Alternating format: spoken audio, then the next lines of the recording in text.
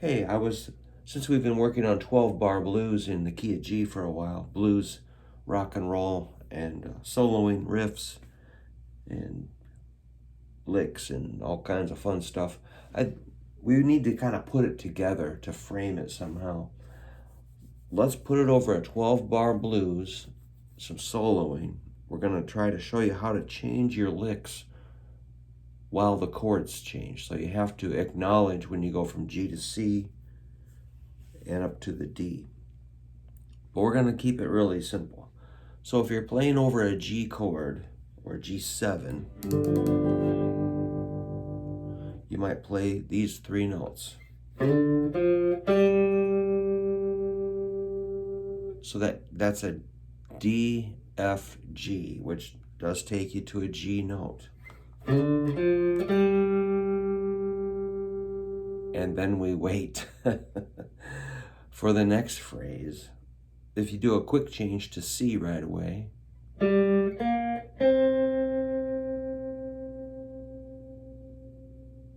that was G, B flat, C, and then we'll reverse it back to G.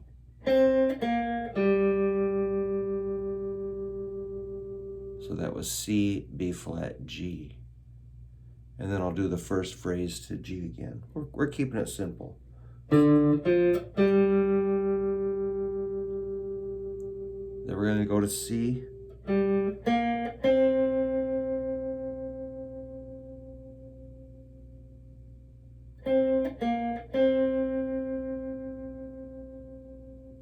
I just did C, B flat, C. We're doing groups of three here. Back to G.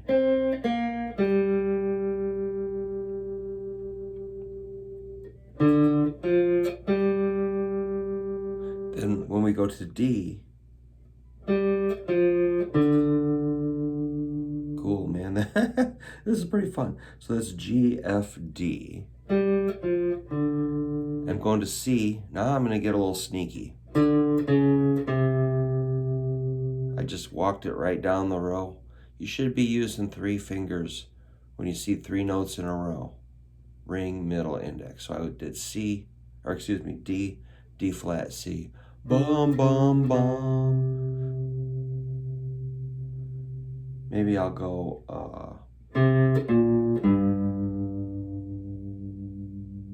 that was C, B flat, G.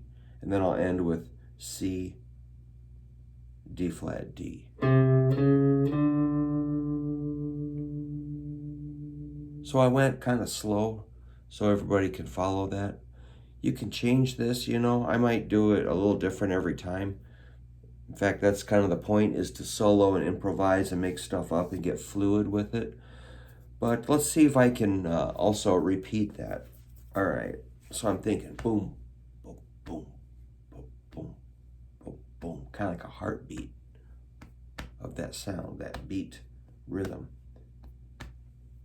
And 2 and 3 and 4 and 1 and 2 and 3 and 4 and 1 and 2 and 3 and 4 and 1 and 2 and 3 and 4 and 1 and 2 and 3 and 4 and 1 and 2 and 3 and 4 and 1 and 2 and 3 and 4 and 1 and 2 and 3 and 4 and 1 and 2 and 3 and 4 and 1 and 2 and 3 and 4 and 1 and 2 and 3 and 4 and 1 and 2 and 3 and 4 and 1 and 2 and 3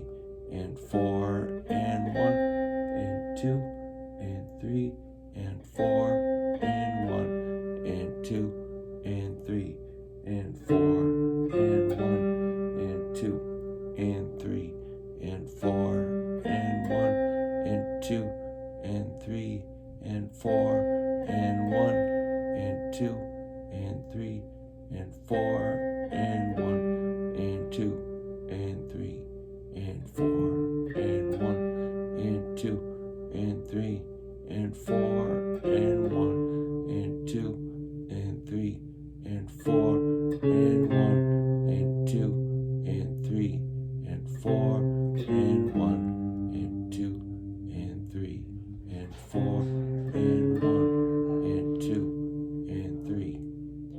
I know that's playing a little bit safe, but I don't want you guys running out in the street and getting hit by a car.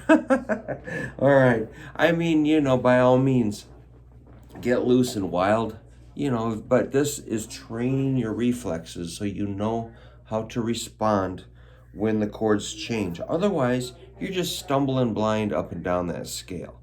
So first of all, we try to get you some like dexterity and mobility, coordination, speed and strength, get your hands working, but you got to make it make sense. It's got to fit into the framework of the chord progression. And so these exercises, I agree, it's very stiff, but it is cool and it does sound right. I mean, maybe I'll show you, let's see if I can do something a little more not so predictable. I'm just gonna try to demonstrate where I'm going with this, where you could end up, of course you're gonna sound like you and I'm gonna sound like me, but let's say I want to go.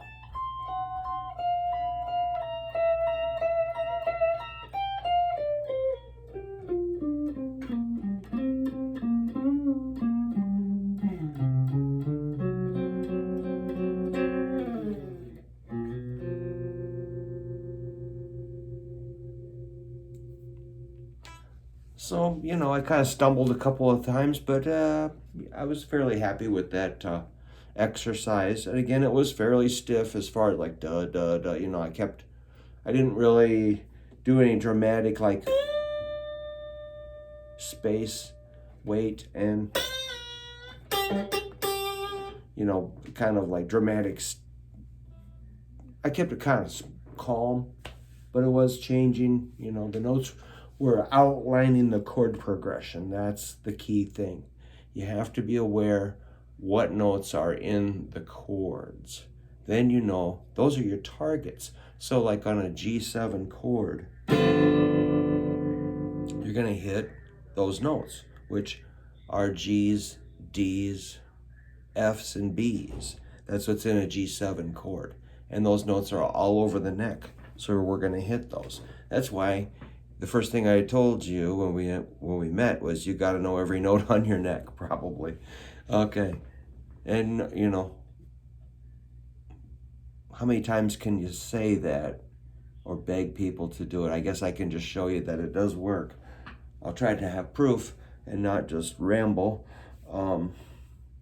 So yes, the G7 chord, let's just make sure everybody's working on that a little bit. This is the bar chord where you're going to lay your index finger super straight. Usually people tend to bend it here after I told them to do it straight. Straight, straight, straight. Don't let it go like this. Okay, so bring it in. Very flat. See how flat it is? Check yours. Double check. I've been doing this a long time, and I know that people end up like this pretty quick. So it's got to be flat. Sorry. Apologize. But I'm just going to make sure 100% flat. Yeah. And it's going to feel really weird if you're not used to this. And you bring in middle and ring. And it looks just like an E7 chord.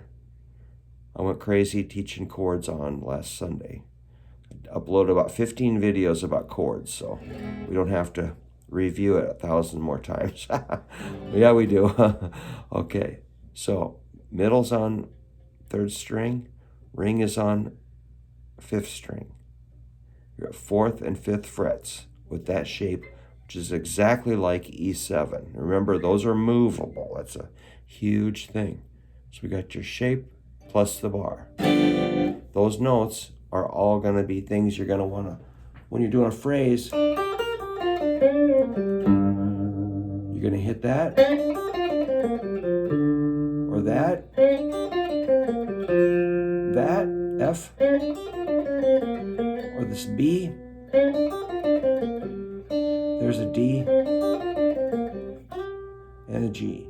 All of those are targets, every note in that chord, which again is G, D, F, B, D, and F. Or excuse me, G. F would have been fine right there. And you'll find, there's F's down here. There's an open G down here. There's an open D. There's an F over here. So, and there's a B up here and a B here. So you'll find this little thing that we just said has little buddies down this way and little buddies up this way. I would think of it as maybe like a little plant, like or a special plant you planted in your yard, and you find that it grew out here. Some roots are coming out this way. It just keeps expanding out. I'm not going to go crazy on it, but that we should know. And then add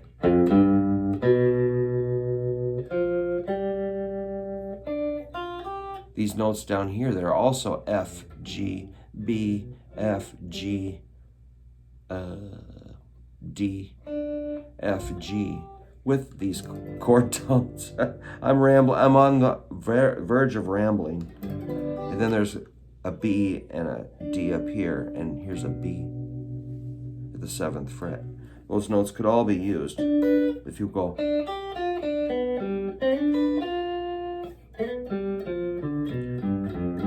those are the chord tones of G. Man, this is excellent. If you can follow along, let's do a little more. This is getting a little wild, a little disconnected, but it's actually kind of nice here. This is F, G, B, D, F, G, B, D, F, G, B flat, or a B. If you knew those notes, man, dude, I'm telling you, that is the killer thing. That would be where I really want you guys, where you can think of these. That would actually be an arpeggio.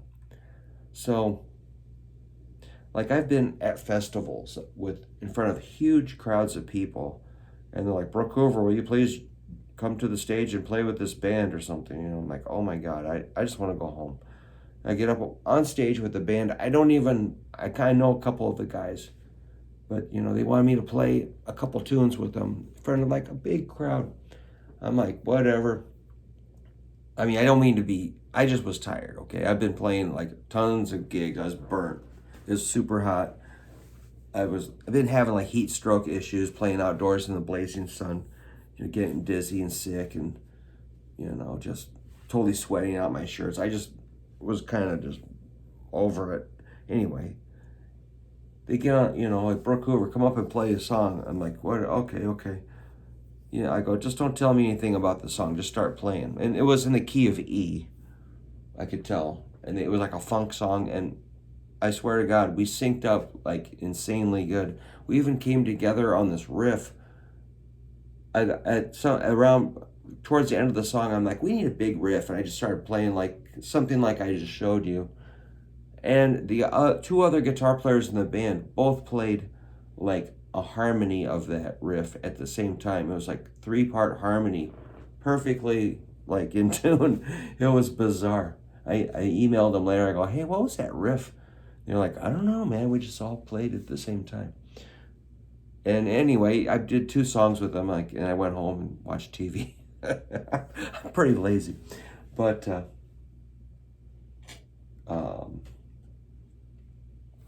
it was chord tones, and that's what I'm showing you here. So we've been on this G for a long time. Let's do that again. This is F, G, B, D, F, G, B, D, F, G, B. You'll find some really cool stuff using those notes.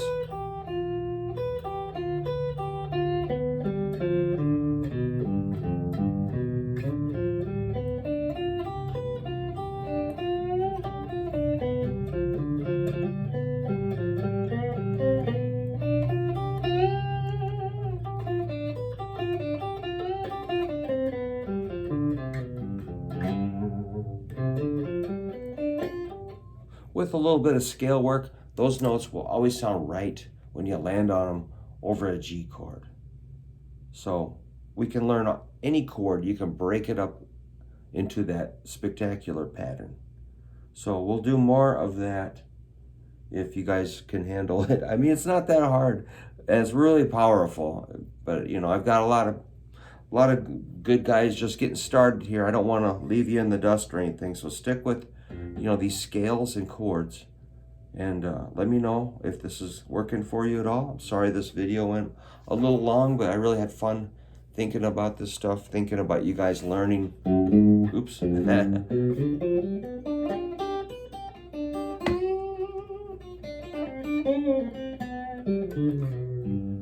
mean, it sounds so in tune and focused when you hit chord tones. It's really one of my favorite things, and I haven't been talking about it for a while. All right, this is Brook Hoover saying goodbye. Talk to you soon.